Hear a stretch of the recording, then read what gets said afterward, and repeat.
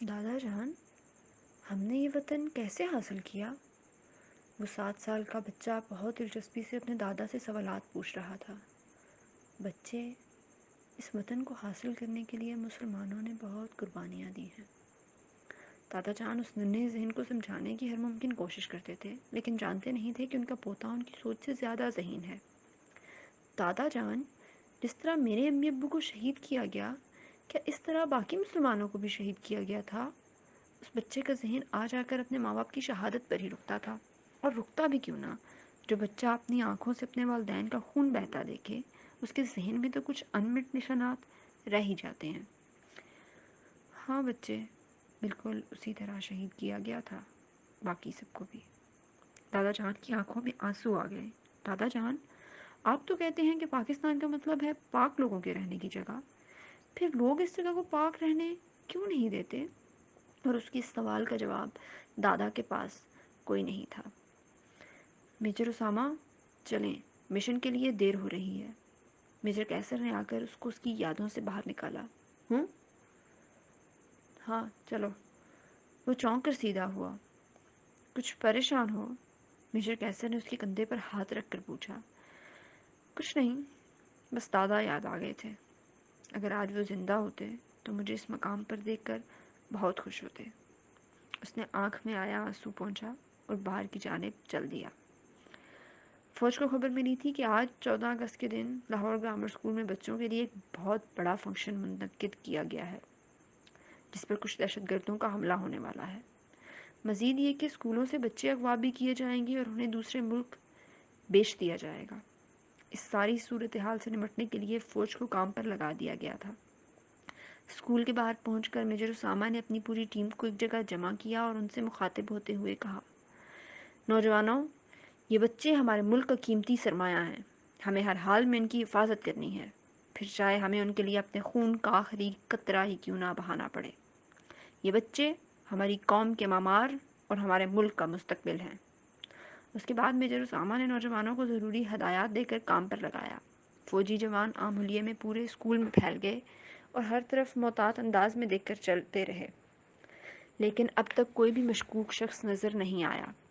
اچانک میجر کیسر کی نظر ایک بچے پر پڑی جس کی چال میں واضح لڑکڑاہٹ تھی۔ وہ خاموشی سے اس بچے کے پیچھے چلنے لگے۔ اس سے پہلے کہ وہ اس تک پہنچ پاتے، کسی نے پیچھے سے ان کے منہ پر رومال رکھ دیا اور اپنی تمام تر مزاحمت کے باوجود بھی وہ بے ہوش ہو گئے۔ یکایک پورے اسکول میں دھواں پھیلنا شروع ہو گیا۔ کسی کو کچھ سمجھ نہیں آ رہی تھی کہ کیا ہوا ہے۔ فوج نے جلدی جلدی سب بچوں کو باہر نکالنا شروع کر دیا۔ پہلے جہاں بچوں کے کہکہے سنائی دے رہے تھے، اب وہاں چیخو پکار سنائی دے رہی تھی۔ بڑا ہولناک منظر تھا، گویا قیامت صغریٰ کی گھڑی ہو۔ ہر طرف افراتفری تھی، کان پڑی آواز سنائی نہ دیتی تھی۔ فوج نے جیسے تیسے اسکول کی عمارت خالی کروائی اور سب کو ایک جگہ جمع کیا۔ کیا سب لوگ ٹھیک ہیں؟ میجر اسامہ نے پوچھا، لیکن ان بچوں کی حالت اس مختصر سے عرصے میں ہی اتنی خراب ہو چکی تھی کہ کوئی بھی جواب نہ دے سکا۔ سر، میجر کیسر کہیں نہیں مل رہے، کیپٹن ارحم نے آ کر اطلاع دی۔ اسامہ کے تو جیسے کسی نے پیروں تلے زمین کھینچ لی۔ ایک یہی واحد خونی رشتہ تو رہ گیا تھا اس کے پاس۔ اسامہ اندھا دھند باہر کی طرف بھاگا۔ اس کے قدموں کا رخ اسکول کی طرف تھا۔ اس سے پہلے کہ وہ اس عمارت میں داخل ہوتا، وہ پورے قد سے زمین بوس ہو گئی۔ وہ منظر اتنا ہولناک تھا کہ دیکھنے والوں کی چیخیں نکل گئی۔ کیسر!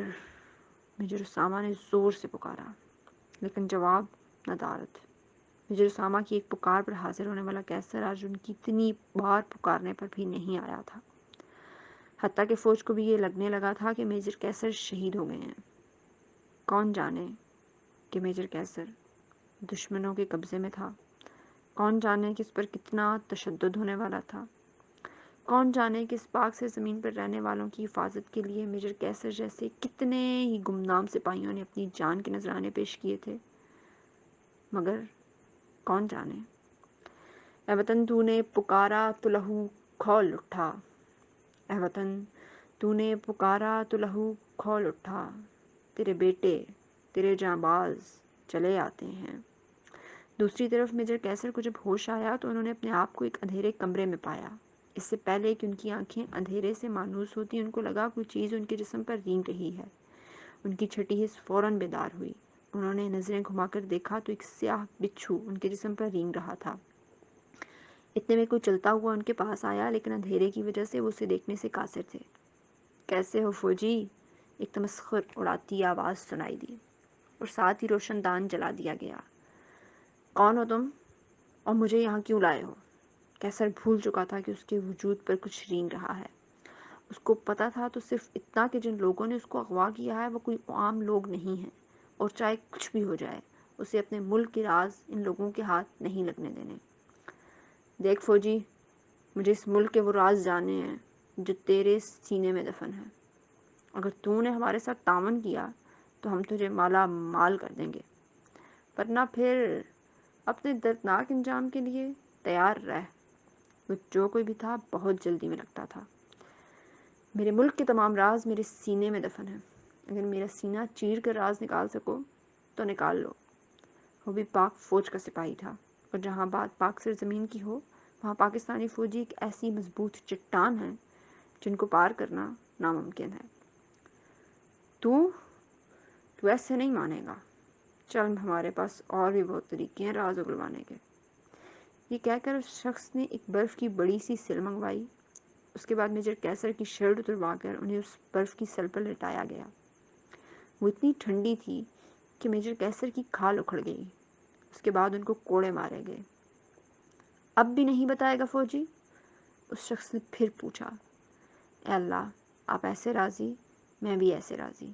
دل دل پاکستان، جاں جاں پاکستان۔ انہوں نے مسکراتے ہوئے آسماں کی طرف دیکھا اور بے ہوش ہو گئے۔ ایسے ہی تو ہوتے ہیں یہ وردی والے، اپنی پاک سرزمین کے لیے سب کچھ برداشت کر جانے والے، اپنی قربانیوں کا صلہ صرف اپنے رب سے مانگنے والے اور گمنامی میں اپنی جان دے دینے والے۔ پاک فوج کے سپاہی وہ عظیم لوگ ہیں جو اپنی محبت کا نذرانہ صرف 14 اگست کو ہی پیش نہیں کرتے، بلکہ ہر دن، ہر لمحہ اپنے وطن پر کٹ مرنے کو تیار رہتے ہیں۔ پاکستان زندہ باد، پاک فوج پائندہ باد۔